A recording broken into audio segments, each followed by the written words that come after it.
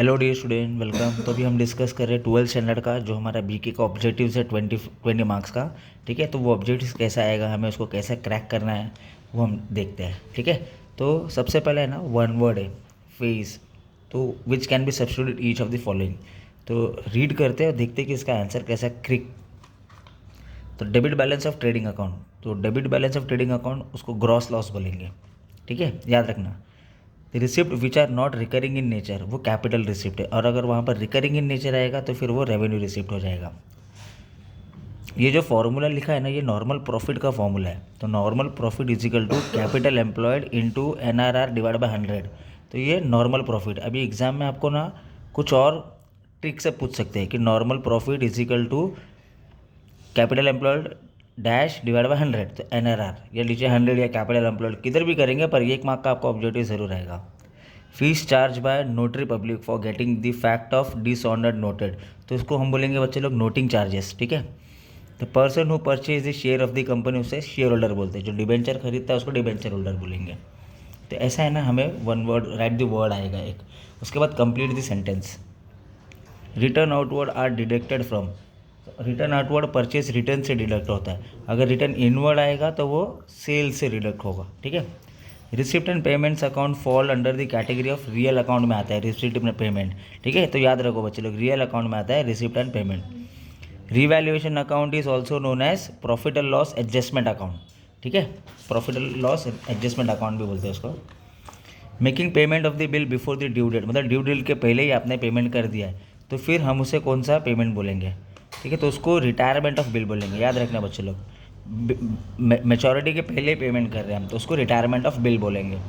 और beneficiary ratio का formula है new ratio minus old ratio. याद रखना बच्चे लोग, beneficiary is equal to new ratio minus old ratio. ठीक है, उसके बाद वन सेंटेंस है, तो वन सेंटेंस भी देख लो। ऐसा आपको दो दो लाइन का फ्रेम करना है आपको, एक एक मार्क के लिए। When is partner current account open, कब ओपन होता है। तो fix capital method is adopted by the firm, तो अगर ये मेथड अडॉप्ट किया है तब जाके आपका partner current account firm open हो जाएगा। व्हाट इज सरप्लस, सरप्लस मतलब एक्सेस, सबसे ज़्यादा है ना, आपका इनकम ज़्यादा हो रहा है, आपका एक्सपेंडिचर कम हो रहा है, तो उसे हम फाइनेंशियल ईयर का सरप्लस बोलेंगे, मतलब एक्सेस ज़्यादा। सेक्रीफाइस रेशियो, तो रेशियो विच इज सरेंडर और given up by the old partner in favour of new partner, तो जो ओल्ड पार्टनर था वो सरेंडर हो गया है, गिव अप हो गया है और न्यू पार्टनर की एंट्री पे, तो उसे हम सेक्रीफाइस रेशियो बोलेंगे। हु इज़ इनसॉल्वेंट, इनसॉल्वेंट मतलब जिसकी लाइबिलिटीज़ ज़्यादा है और जिसका एसेट्स कम है, और वो एक पोजीशन पे नहीं है जो अपना कर्जा भर पाएगा, फुलफिल कर पाएगा। ठीक है, तो उसे इनसॉल्वेंट बोलेंगे, जिसका लाइबिलिटीज़ ज़्यादा है, कर्जा ज़्यादा है और एसेट कम है।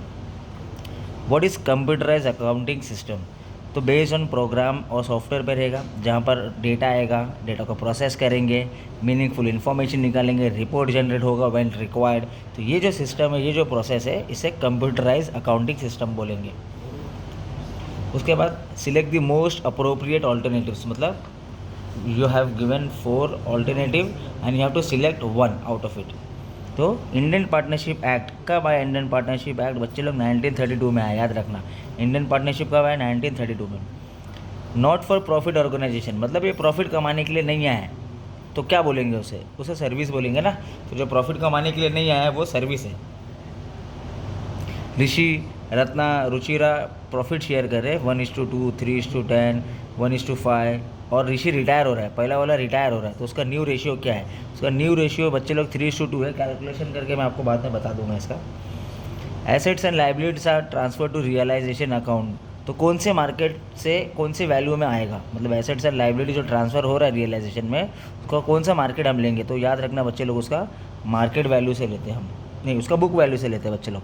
ठीक है, मार्केट वैल्यू से नहीं लेते, उसका बुक वैल्यू से लेते हैं। एसेट्स एंड लाइबिलिटी जो भी ट्रांसफर होता है वो बुक वैल्यू से लेते हैं। Common size statement require, common size statement के लिए क्या चाहिए, कॉमन बेस चाहिए, तो common size statement requireds common base.